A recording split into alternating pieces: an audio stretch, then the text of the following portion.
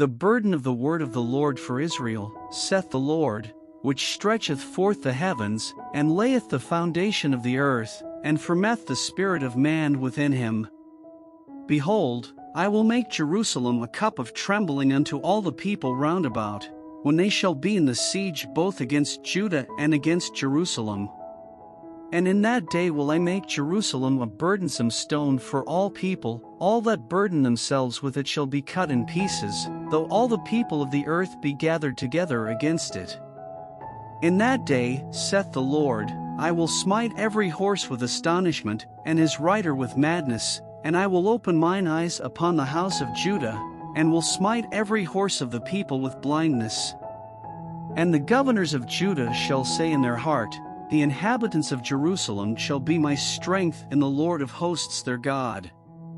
In that day will I make the governors of Judah like an hearth of fire among the wood, and like a torch of fire in a sheaf, and they shall devour all the people round about, on the right hand and on the left, and Jerusalem shall be inhabited again in her own place, even in Jerusalem.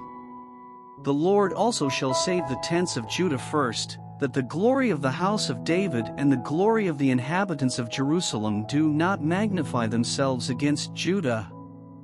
In that day shall the Lord defend the inhabitants of Jerusalem, and he that is feeble among them at that day shall be as David, and the house of David shall be as God, as the angel of the Lord before them. And it shall come to pass in that day, that I will seek to destroy all the nations that come against Jerusalem.